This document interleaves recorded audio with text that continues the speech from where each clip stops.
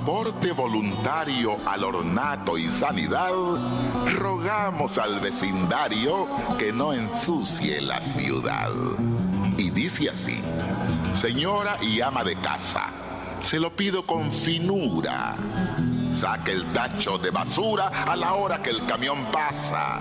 O antes, pues si se retrasa, los perros del vecindario ensuciarán todo el barrio hurgando los desperdicios. Le pedimos tal servicio como aporte voluntario. Señor automovilista, en su raudo anonimato ensucia usted sin recato las veredas y la pista. Pero yo tengo una lista de su imputabilidad: colillas en cantidad, cajetillas, envolturas. No atente con sus basuras al ornato y sanidad. Hace más de 7 décadas, con su incomparable gracejo, Nicomedes Santa Cruz rogaba al vecindario que no ensucie la ciudad. Nos hablaba acerca de una Lima limpia, una Lima en la cual todos nos respetemos cuidando la ciudad. El 18 de enero de este año, a 477 años de la fundación española de la ciudad, tenemos, además de la suciedad de la que Nicomedes hablaba, muchos otros problemas que son consecuencia de un crecimiento desmesurado. Sin ninguna planificación, sin orden ni concierto.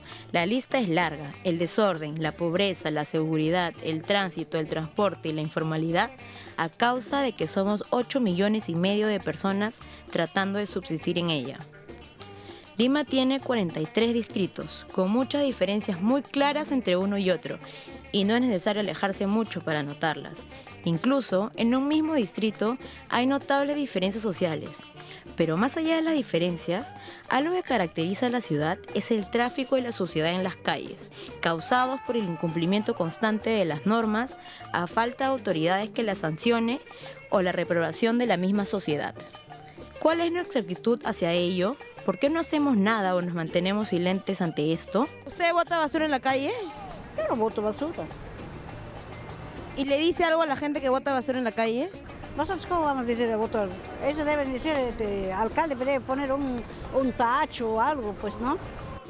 ¿Qué opina de la gente que bota papeles en la calle? Que no tienen cultura cívica. ¿Usted ha tenido oportunidad de decirle a alguien, oye, para? Muchas veces. ¿Cuál sería la reacción? Bueno, que se han avergonzado y pienso que han tomado conciencia de esa situación, y ese es un efecto multiplicador que lo debemos proponer, porque todas las personas deben hacer lo mismo, corregir a las personas que cometen ese tipo de actos. Okay. ¿Y tú le has podido decir algo a alguien? No, para nada, porque es falta de autoridades también que en nuestro país creo falta, ¿no? Un poco más de poner botes de basura para que la gente tenga donde depositar sus desperdicios. Pero que a pesar de que hay botes y tú ves que botan a los costados. Es falta de educación, falta de respeto hacia el mismo país. ¿Qué piensas sobre la gente que tira basura en la calle?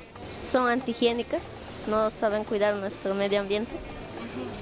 ¿Tú has tenido oportunidad de ver a alguien botando y le has dicho algo? Sí, pero no me dicen, no contestan nada, se van nomás. ¿Así le has dicho? Cuéntanos cuándo fue o qué estaba botando. Hasta la cáscara del helado. Y lo botó y le dije, bótalo al tacho. Si hay barredores, para eso se pagan. ¿Qué sientes cuando la gente bota la basura por la ventana, en un carro o en la calle? Un poco que me disgusta porque no debería hacerlo, porque contamina el medio ambiente. ¿Tú has tenido oportunidad de decirles algo a algunas personas? Comento, ha sido más, pero mayormente nunca hacen caso, simplemente se amargan, cambian su mirada. ¿Por qué cruza la luz en rojo? Porque está vacío y hay mucho que pasa, no solamente yo, así es. Y no me arrepiento. ¿Por qué ensuciamos la ciudad que nos acoge? ¿Por qué no respetamos las señales de tránsito? Tenemos varias cosas que podemos hacer. Por supuesto que tenemos que exigir a las autoridades que asuman su responsabilidad de manera más consecuente, pero luego nosotros tenemos que asumir las nuestras. Por supuesto que hay cosas que podemos hacer perfectamente sin esperar a que venga la autoridad a imponernos, como por ejemplo tratar la ciudad. Alguna vez le escuché al exministro Barak decir, patriotismo no es poner banderitas en 28 de julio, ni pegarse escarapelas. Esos son gestos cosméticos. Patriotismo es tratar bien a la ciudad, ¿no es cierto? No botar la basura en cualquier parte, no hacer sus necesidades en cualquier parte, qué sé yo, no tratar a los demás con el desprecio con que los tratamos, y no me refiero únicamente a la discriminación, sino me refiero a, por ejemplo, el tráfico, ¿no es cierto? La agresividad con la que se maneja en Lima es muy difícil de encontrar en la región de Latinoamérica. Yo creo que somos probablemente la ciudad donde peor se maneja en Latinoamérica. Me dicen que hay que irse hasta la India para encontrar algo parecido, ¿no? No sé, ustedes han visto, pero no te estoy comparando, ¿no?, con Santiago de Chile, que pasa por ser lo más cercano al primer mundo, ¿no? Cualquier ciudad vecina de Ecuador, de Bolivia. Lima, yo creo que ganamos con Roche, ¿eh?, como la ciudad donde peor nos conducimos y conducimos. La sanción social es muy importante, claro que sí, pero tiene que ser consistente, pues no tiene que ser actos aislados. Yo vivo y trabajo acá en Miraflores y yo no veo tampoco que sea muy consistente la aplicación, ¿no? La campaña, por ejemplo, de las bocinas en Larco, que se lanzó con tanto bombo, yo camino a menudo por ahí porque me gusta caminar o paso en mi bicicleta y la estridencia del ruido es espantosa. Lo más importante de todo es la participación ciudadana. Si la ciudadanía ejerce presión, yo sí creo que se va a poner en marcha una energía que va a transformar el círculo vicioso en virtuoso. Pero para que eso se produzca, se requiere cierto grado de conciencia de que es la ciudad de todos, que es la casa de todos, y que si entre todos no la cuidamos, lo que vamos a tener es lo que ya tenemos. Una ciudad sucia, desordenada, caótica, que ha mejorado un poco, no obstante, ¿eh? Amigos psicoanalistas de Buenos Aires que han venido acá y que están muy preocupados por su ciudad, vamos a poner un ejemplo donde no nos salimos mal parados, a pesar de que Buenos Aires tiene muchas ventajas sobre Lima, me dicen, Lima mejora, Buenos Aires empeora, ¿no? Lo que pasa es que Buenos Aires viene de un lugar mucho más alto que Lima, digamos, ¿no? Pero Lima lentamente va mejorando, pero digamos, yo creo que el sentido de programas como este es, tenemos que profundizar y acelerar estas mejoras. Yo creo que la pregunta puede conceptualizarse como por qué hay un abismo en nuestro país entre de un lado la ley y de otro lado las costumbres, ¿no? Porque es que las costumbres no sigan las leyes, sino se desvían de ellas, ¿no? Y creo que esto tiene dos razones fundamentales, ¿no? La primera es que hay una falta de autoridad y la segunda es que hay una expectativa de impunidad. La falta de autoridad significa que, digamos, los ciudadanos ven de que las personas que hacen las leyes y que están encargadas de ponerlas en vigor son las primeras en incumplirlas.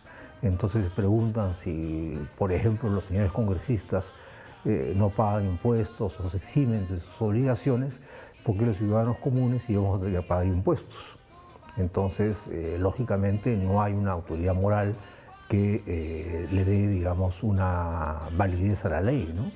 Y de otro lado, la persona que transgrede piensa que va a haber impunidad, que no va a haber sanción y que, en todo caso, si es detectada, siempre hay la posibilidad de un arreglo privado, una coima, con lo cual salva la situación. Esta es una situación muy vieja en el Perú, que viene de la época colonial, cuando ya se decía la ley se acata, pero no se cumple. Es decir, la ley no tiene la posibilidad de forjar, de orientar las costumbres, ¿no? Y hay en nuestro país una suerte de licencia para transgredir que se aprecia sobre todo en el elogio de la viveza, como ingenio. La pendejada es rechazada, pero también es reverenciada y es envidiada, ¿no? Porque es la persona que sale con la suya a costa del bien común. Entonces hay muchas facetas y hay una densidad histórica en esta situación de, por ejemplo, tirar una cáscara de plátano a la calle, ¿no es cierto? Es un gesto tan pequeño, pero que a su vez tiene supuestos históricos, sociales muy profundos, ¿no? Generalmente en el Perú pues no pensamos mucho en la idea de un interés común a todos, ¿no? Como sería, por ejemplo, una ciudad limpia, ¿no? Que cueste menos de ser, digamos, limpiada, ¿no es cierto? Y que luzca mejor y que sea más higiénica, ¿no? Ser ciudadano es también ser conciudadano, es decir, reconocer en el otro una persona que tiene iguales derechos y deberes que uno mismo, que es una persona a la que uno tiene que respetar, ¿no? Y si uno hace actos pequeños, pero que a la larga, si se multiplican mucho, porque todo el mundo los hace, se convierten en desastres, como por ejemplo el problema de la basura, ¿no? Tirar la basura en lugares que, digamos, menos se recogen, ¿no? Primero hay que reforzar la capacidad de sanción, porque la expectativa de impunidad crea la tendencia a delinquir. Como dice el refrán, en arca abierta justo peca, ¿no es cierto? Entonces, eso significa en concreto reforzar el Poder Judicial y la policía para que efectivamente haya sanciones y que la gente vea que los actos que atentan contra la colectividad no pasan impunes, sino que son castigados, ¿no? En ese sentido creo que un avance muy importante ha sido la sanción contra el expresidente Fujimori, ¿no? Que aunque sea muy controversial, de todas maneras es uno de los pocos países de América Latina donde un expresidente ha sido sometido a un juicio penal, a una condena, ¿no? Al parecer, habría que redefinir el concepto de ciudadanía para que todos recordemos que ser ciudadano es defender tu ciudad y no esperar a que un alcalde haga las cosas. Nosotros mismos podemos cambiar la realidad, adquiriendo conciencia social y comenzando a pensar en el bien común. Todos debemos ser vigilantes de nuestro gran vecindario.